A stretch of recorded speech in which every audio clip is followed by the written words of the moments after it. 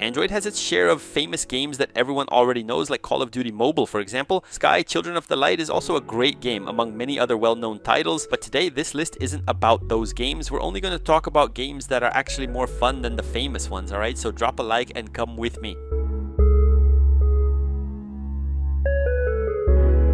My Time at Portia is one of the most interesting life simulation games on mobile, and it's honestly very rare to see people talking about it.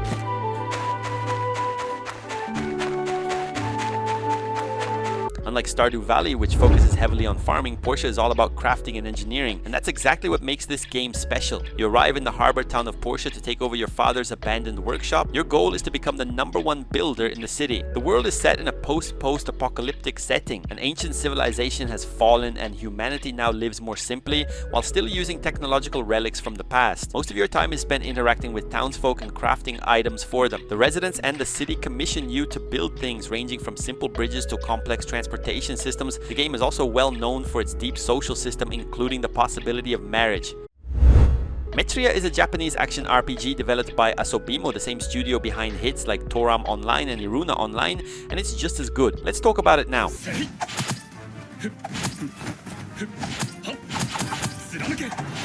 Unlike turn-based games, METRIA focuses on fast and fluid combat, drawing heavy inspiration from Genshin Impact. You build a team of 3 characters and can instantly switch between them during battles. You explore vast maps, discover treasures, and interact with NPCs in detailed villages. In my opinion, the biggest difference with METRIA is that since it was made by Asobimo, the game is easily 10 times more challenging than Genshin Impact, for example. The story follows the knight and his allies on an epic journey to recover what was lost after a mysterious awakening, which also feels quite similar to Genshin Impact.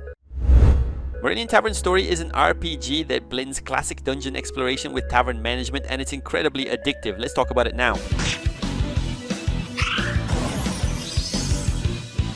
The story begins when Patty, the protagonist, discovers that her family has been cursed by the god of hunger. To repay an astronomical debt and break the curse, Patty must open a tavern, cook amazing dishes, and turn it into the most successful business in the region. The gameplay is split between doing 2 things at the same time: dungeon exploration and ingredient gathering, which you use to prepare food, and of course managing the tavern itself. You use the ingredients you collect to learn and cook more than 600 different recipes. You decide what goes on the daily menu to attract customers and earn money. Unlike most RPGs where you gain experience by defeating monsters, in MARENIAN Tavern Story you actually level up by eating not the monsters but your own food.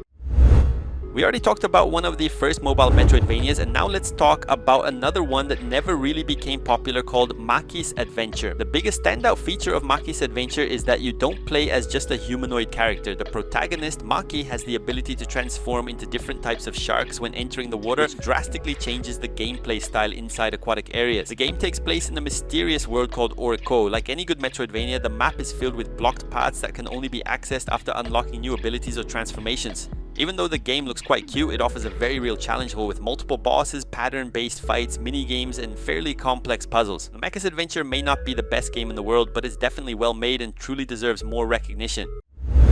Unlike a battle royale, your goal in Lost Light isn't to be the last survivor, but to complete your mission and make it out of the combat zone alive. Let's talk about it now.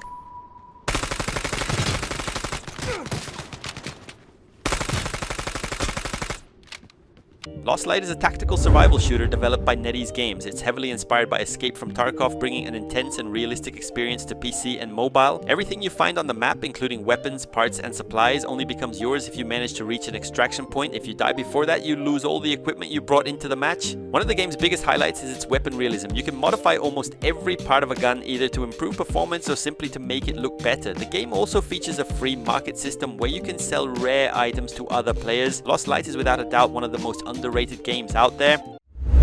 LIGHTUS is an open-world RPG and simulation game that gained a lot of attention for being considered a mobile version of Palworld. Let's talk about it.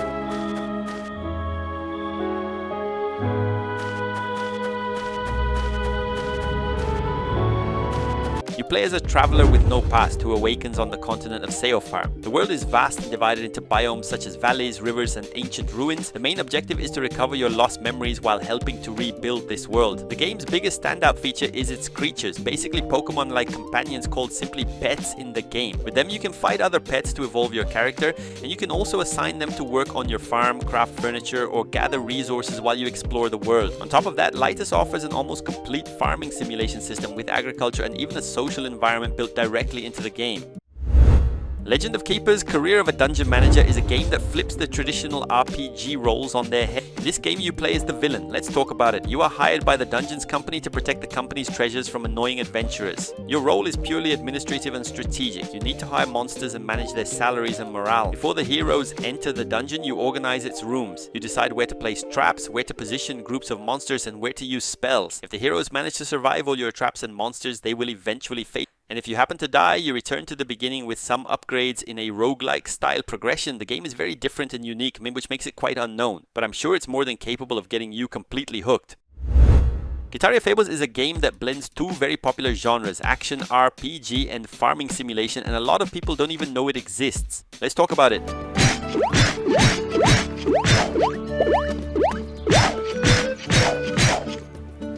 You play as Nyanza, a feline soldier, yes, you're a warrior cat, who is sent by the Empire to Paw Village to investigate the appearance of aggressive monsters. Once there, you inherit your grandfather's farm and discover that you possess the rare ability to use magic. Unlike pure farming simulators, KITARA Fables focuses much more on adventure with a far more developed combat system. That said, farming still plays an important role. You plant and harvest crops to create supplies and potions. Farming is essential for earning money and crafting items that restore your health and mana during dungeon exploration. You don't choose to be a mage or a warrior at the beginning. Your role depends entirely on the equipment you use, whether it's a sword for melee combat or a staff for magic. Heartopia ended up winning over a lot of players and the game truly deserves it. It's very well made. However, this game manages to be just as good. Let's talk about Kampers, Style Your Doll.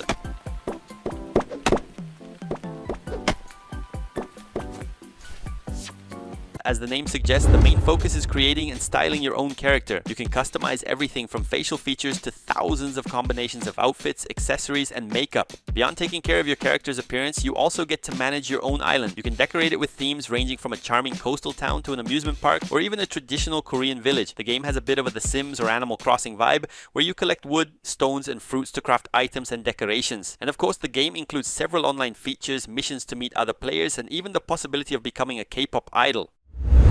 Horizon Chase is a true love letter to classic old school racing games, and this newer version is simply perfect. Let's talk about it now. Without a doubt, one of the game's biggest highlights is its visuals. It creates a clean, colorful, and modern look while instantly evoking the feeling of 16-bit graphics, but with a fresh and updated style at the same time. You don't need to worry about complex gear shifting or deep mechanical tuning. It's all about accelerating, using nitro at the right moment, and collecting items on the track. Just like in classic races, you also need to collect fuel canisters during the race. If your fuel runs out before reaching the finish line, you lose, no matter what position you're in. For anyone who enjoys racing games and is tired of modern mechanics, Horizon Chase is a great option, and it's still surprisingly unknown on Android. GRIMVALOR is, in my opinion, the first true Metroidvania on Android, but nowadays with so many new releases in the genre, it has become quite forgotten. Still, let's talk about it now.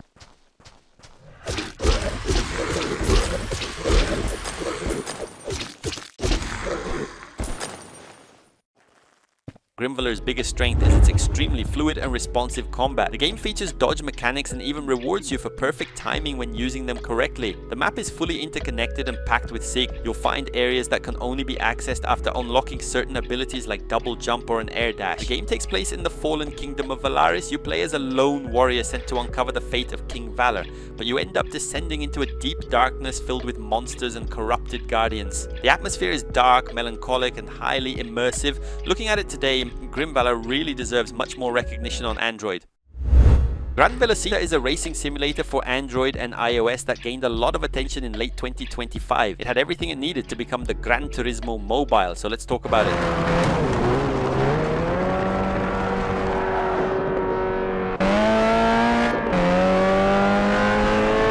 Unlike games like Asphalt or Need for Speed, GRAN VELOCITA is not an arcade racer. It was built to be a true driving simulator. The game simulates tire wear, brake temperature, internal pressure, suspension flex, and even aerodynamic balance. If you take a corner too fast, the car will realistically lose control and go off the track. This is a game that demands both skill and patience. It offers an impressive variety of vehicle classes, which is rare for mobile titles, ranging from regular street cars to high-performance race cars, including Formula-style vehicles. The game also features a competitive online mode based on a skill and safety rating system similar to iRacing or Gran Turismo, and it has everything it needs to become an important title on Android.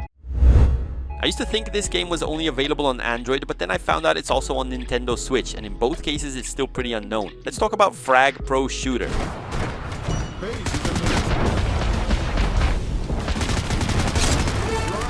Unlike Unlike a traditional FPS where you control just one soldier, in FRAG you build a deck with 5 characters. All of them enter the battlefield, but you only control one at a time. You can switch control between characters whenever you want, while all the others are handled by AI. The map features 2 main targets or bunkers on each side. The winner is whoever destroys the enemy's targets first, or whoever has more points when the timer runs out. The game features over 100 characters divided into attack, defense, camper, and center row. There is a 1 versus 1 mode, but the mode that really shines is 2 versus 2. The game has a very cartoony style with vibrant and colorful visuals, which makes it lightweight and accessible for most smartphones. Fire Emblem Shadows is a surprising release from Nintendo that arrived on Android and iOS in September 2025, but unlike the Nintendo Switch version, it didn't achieve the same level of success. Instead of the franchise's traditional turn-based system, units here move and attack automatically. However, you still control the use of special abilities, magic and healing, which allows the player to intentionally miss an attack or a heal in order to negatively affect the team. Matches are usually divided into 2 main phases, the investigation phase and the voting phase, followed by phase 2 to finish the match. Exploration can feel a bit confusing at first, but it becomes easy to understand once you're actually playing. Just like the series is known for its strong storytelling, the mobile version tells the story of Kurt, a prince who is forced to flee after his kingdom is attacked by the goddess of shadows Fenris. The game's reception was quite mixed, but there are players who found it simply brilliant.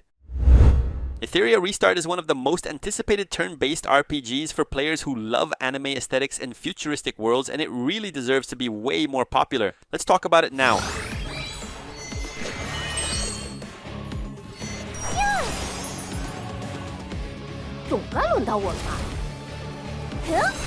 You play as a hyperlinker, an investigator who explores this digital metropolis to fight viruses and anomalies that threaten the peace of humanity's last refuge. The story explores themes like the thin line between what's real and what's virtual. The characters you collect and use in battle are called anonymous. They are manifestations of myths, legends, and concepts from human imagination that have taken form within ETHERIA's code. Each character features a design inspired by urban elements mixed with classic fantasy, and honestly they all look really good. One standout feature is that between battles you explore different districts of ETHERIA City as part of the story mode. And those were some of the most underrated mobile games you probably didn't even know existed. Thanks for watching, and I'll see you in the next one.